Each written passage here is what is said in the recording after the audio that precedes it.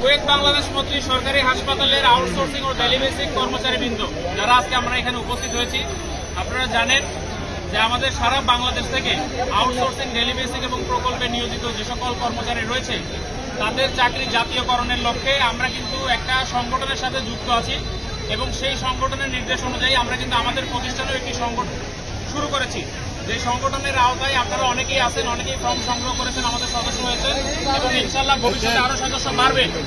আজকে যারা এখানে উপস্থিত আছেন আপনারা জানেন আমরা কিন্তু বিগত অনেক দিন ধরে আমাদের এই আউটসোর্সিং ডেলিবেসিকের চাকরিটাকে স্থায়ীকরণ করার লক্ষ্যে আমরা বেশ কয়েকবার সরকারের কাছে বিভিন্নভাবে আমাদের এই দাবি দেওয়াগুলো তুলে ধরেছি।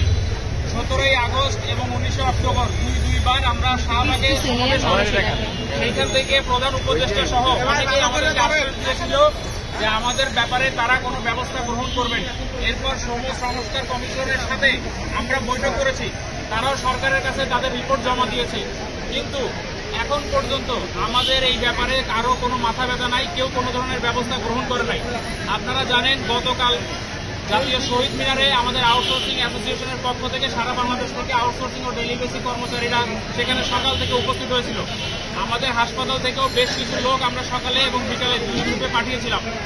সকালবেলায় শহীদ মিনারে অবস্থান করার পর বিকাল 3টার দিকে যখন দেখছি যে আমাদের দাবি দেওয়া আদায় হচ্ছে না, তখন ওইখান থেকে কেন্দ্রীয় কমিটির নির্দেশে আমরা পুরো দলটা প্রেস ক্লাবের সামনে অবস্থান করি। প্রেস ক্লাবের সামনে রাস্তা বন্ধ করার পর পুলিশ আমাদেরকে বারবার রাস্তা ছেড়ে দেওয়ার জন্য নির্দেশ প্রদান করে, কিন্তু রাস্তা ছেড়ে দিলে কোনোদিনও দাবি দেওয়া আদায় হয় না।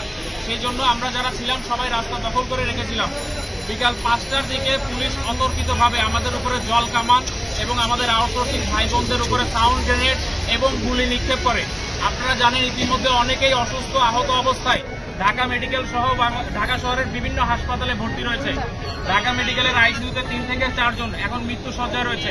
বাপেক্সের শাকিল নামে একটি ছেলে গতকাল খুব বেশি আহত হয়েছে এবং তাকে হাসপাতাল পর্যন্ত পৌঁছে দেওয়ার জন্য আমাদের জামান ভাই অনেক হেল্প করেছে। এগুলো ভিডিও ফুটেজ কিন্তু প্রত্যেকটা চ্যানেলের ভিডিওতে আছে, আপনারা দেখবেন।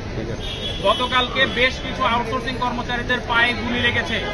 এই গুলি কারা করছে এটার জবাব সরকারকে দিতে হবে এবং সেই জন্য কেন্দ্রীয় কমিটির নির্দেশ অনুযায়ী আজকে 23 তারিখ সকাল 10টা পর্যন্ত যদি আমাদের দাবি দেওয়া মেনে না নেওয়া হয় তাহলে সকাল 10টা থেকে অনির্দিষ্টকালের জন্য কর্মবিরতি ঘোষণার নির্দেশ প্রদান করা হয়েছে।